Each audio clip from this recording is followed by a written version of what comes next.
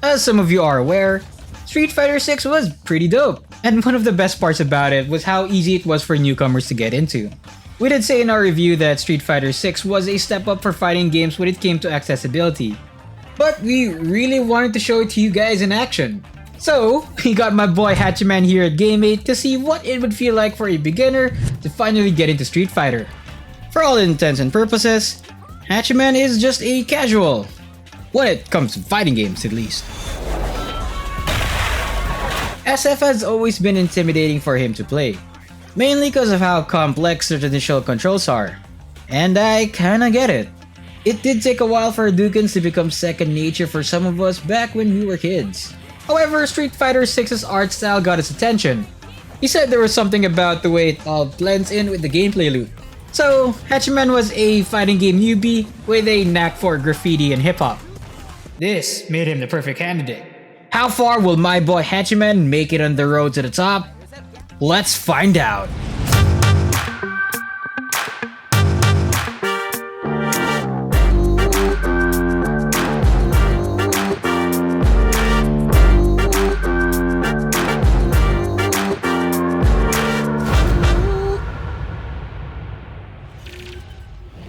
The first thing you do when starting out a new game is to get a grasp of the fundamentals.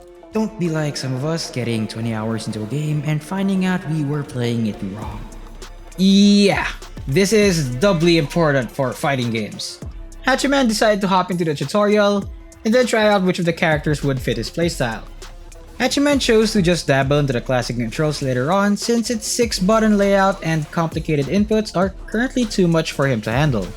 Combo execution is one of the main reasons why he never got into fighting games. This learning curve is definitely one of the most common barriers to entry in the history of the genre. Most of us just put up with it back then.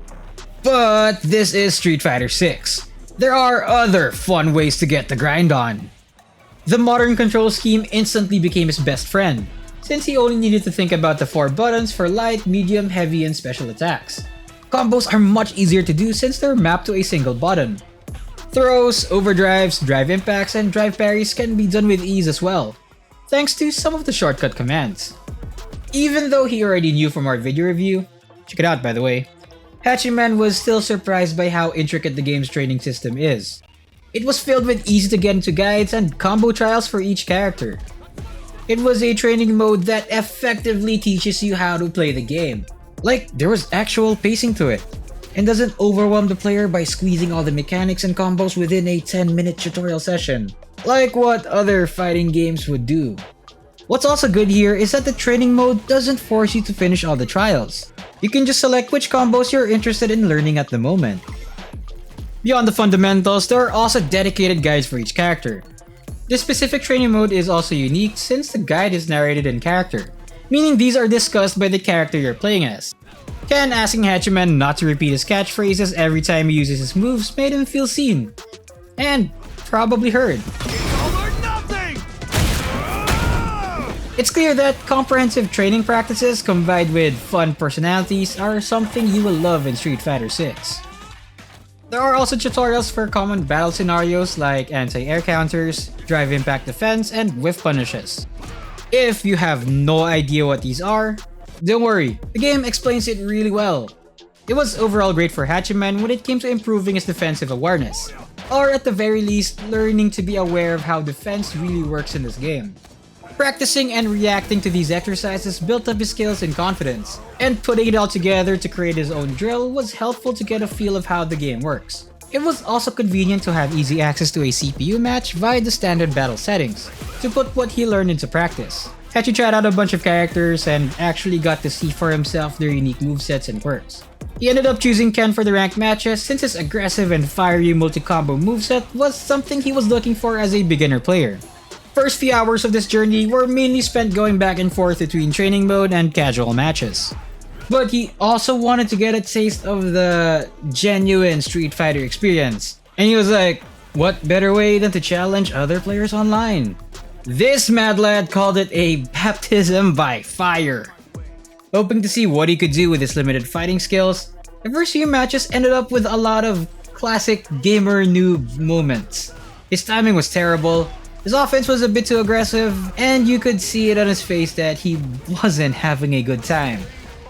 He thought the modern controls would make things easier, but there's a lot more to the game that he needed to get used to. Yeah, maybe try all the other stuff before going into ranked, bro. The earlier parts of World Tour did its job in getting him up to speed on how to play the game. I guess that means you've still got a lot of room to grow. But several slowdowns during gameplay made Hachi want to spend his time on other modes instead. It was in the Battle Hub and Fighting Grounds where things really started to kick into gear for him. Extreme Battles, with its gimmicks and unique rules, was one of the modes that he spent quite some time on during his first day. It's not the most sought out game mode in the hub, but having it to play against other willing players brought some wacky stuff in Hachiman's matches. At first, Hachiman was pretty confused with the gimmicks, with one match pushing him to knock down his opponent 5 times while avoiding getting shocked by machines. The objective was clear, but unfortunately, he was too oblivious to everything happening in his surroundings, causing him to recklessly dive into shock zones. Obviously, he was suffering defeat from his opponents, though he did feel that the rules and regulations stipulation was valuable in remembering inputs. He got the impression that building confidence and memory by performing specified actions has a high chance of executing it in real matches. Speaking of real matches, today Hachiman decided to challenge one of his buddies, who happens to be a Street Fighter expert, and asked for some tips on how to play better. He got to learn more about proper use of throws, movement, and how to execute them at the right opportunity. Aside from learning these, what stood out to him was his buddy's patience in using the drive gauge and drive impacts. Of course, I should also point out that this battle is a classic versus modern controls match, essentially. He told us, if there's any competitive advantage, I'd say modern control users have the highest chance of winning, right? Not exactly. During the session, he started to notice the practical differences between the classic and modern control scheme. While modern control scheme made it easier for him to understand his character's moveset, it started to come across as a bit limited when it comes to certain moves. Seeing Zangief perform a cyclone wheel kick out of nowhere surprised him since it wasn't easily available in the modern control scheme back when he used it. It was clear at that point that the classic controls' variety had a layer of unpredictability to it. He decided to use Ken as his main again. While his rushdown combos and flashy moves are fun to learn, he was a bit difficult to master the past few days since he requires precise timing and patience to hit his moves. So we got him to hop into Ken's combo trials to see what more he could use in battle. Ken does have a wide arsenal of moves that he can use, but Hachiman found it hard at times to execute some of it. After a few hours of determination, seeing that success on the screen gave him some type of satisfaction and motivation to finish these trials. It was fun executing these moves, but will he be able to actually use these online? Probably not at the moment, but he has to start somewhere. While Hachi tried finishing the beginner and advanced courses, he kept in mind that most of these guides aren't the optimal choice to use in online matches. That's why he just went with the combos he liked and also looked on the internet for tried and tested combos he could use online. He tried battling a level 6 CPU, hoping that he'd be able to use all his new combos in battle, but he realized they were entirely different from a level 4 CPU. While he didn't have a hard time beating them, level 6 CPUs sometimes feel like having a match online. There are moments when his opponents adapt to their playstyle as if it already read his moves, which takes him to a dead end at times. Here's hoping that he wouldn't make the same mistakes when he finally takes on the ranked matches. Getting into the ranked matches with Ken, he wanted to show how far he would land after the 10th placement games and see how far and fast he'd get through each match. How poetic that his first ranked match was up against a Ryu player. Hachiman started aggressively using his drive rushes, drive impacts, and throws to assert some dominance. But Ryu quickly showed that he was not going down without a fight by showing some moves of his own. The round ended with Hachiman landing an assisted combo that transitioned into a super art.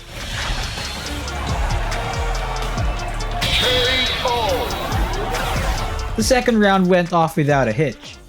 As Hachiman continued breaking down his opponent's defense, it eventually led him to a burnout state, allowing Hachi to get comfortable with his own combos. In the end, it was his explosive super art that secured the win for his first ranked match. The rematch started not long after. Hachi was diving headfirst with a drive rush and combos as usual. On one play, the guy read his moves and countered with a drive impact that dragged Hachi into a burnout state. Regardless, my boy kept his composure and finished both rounds with a couple of kicks. So the first few ranked matches started well. There was something about these hard-fought victories that slowly made him understand what Street Fighter is all about. The succeeding 3 matches were with a Chun-Li player. It was a back and forth between the two of them. He must have received 100 lightning kicks because things were getting electric. He only managed to win only once, and his lack of timing and variety in his offense was really starting to show. He couldn't get past her drive impacts, and the fact that he was running out of moves to do was forcing him to play more aggressively and recklessly. However, he was able to pick himself up from these losses and begin a 3-win streak.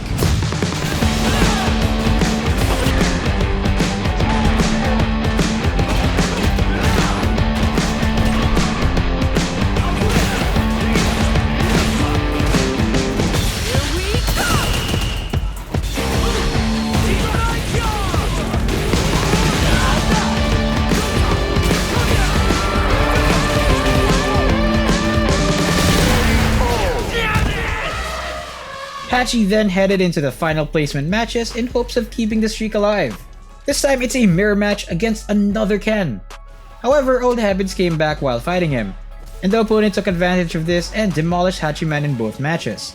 Hachi couldn't help but give the guy props as he showed that he is a much more experienced Ken player than Hachi was. Hachiman managed to land an Iron 2 rank. It was clear that he still had a lot to learn. So he went back to training, played casual matches, and looked back to see where he could improve so he could reach the higher ranks. The next few ranks are where it clicked for me, Hachiman said. While these aren't perfect games, he was learning, and found himself comfortable playing Ken and being intentional with how he played the game. That's just the start of Hachiman's journey, and we're looking forward to seeing how far someone like him can go as he continues playing the game. So to cap it all off, Hachiman started his first Street Fighter experience, trying to learn the game and taking it all in, punching and kicking his way through ranked matches and then becoming a somewhat okay player who won a few ranked matches. He also kinda made a badass avatar. But that ain't the point. As someone who's never played any Street Fighter games, Street Fighter 6 surprised Hachiman with its easy-to-use modern controls. He feels that using modern controls provides low stress and low commitment for casual players. But at the same time, it welcomes a chance to try out the classic controls in the future. Now that he's already played it, Hachi is finding it hard to put down the game. And while it is frustrating at times, he always tries his best to win his matches. Looking back, he didn't think he'd enjoy Street Fighter 6 as much as he did. It's safe to say that Street Fighter 6 is one of the better games we've played this year. For Hachiman, it's one of the best fighting games he's ever played. The core gameplay and unique visuals are solid, and additions such as the drive impact and modern controls make the combat accessible for everyone while keeping it as explosive as ever. This journey took Hachiman from button mashing battles like an amateur to becoming a knowledgeable and composed fighter. Not to mention that he can now match up with other players online and somewhat keep up with them. For Hachi, that's what made his first Street Fighter experience pretty satisfying. He didn't mind losing a lot of the ranked matches because it left him valuable insights on how he'd be better at playing the game. Starting out as a beginner is a daunting task, but the experience of learning fighting games can also be fun in Street Fighter 6. In the future, he hopes to explore new characters and bust out new combos with them. So for those who aren't comfortable playing Street Fighter 6, Hachiman can assure you that it's a great entry point for players who wanted to try out Street Fighter's combat, but haven't had the chance to do so. But enough about us. What about you guys? How was your journey in Street Fighter 6? Or what were the games that really got you into the genre? Let us know your stories in the comments. Be sure to check out our written review for Street Fighter 6 as well as its video, linked in the description below. We'll see you guys soon.